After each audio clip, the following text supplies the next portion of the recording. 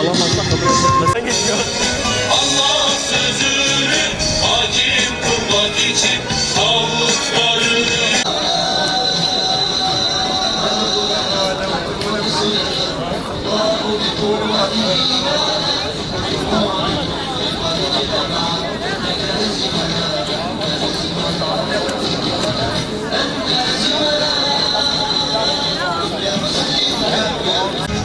özgürlük türküleri biter mi?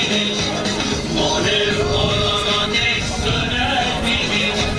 Özgürlük türküleri biter mi? Göğe savrulan uykular, zalim bitmedikçe biner mi? Çok almış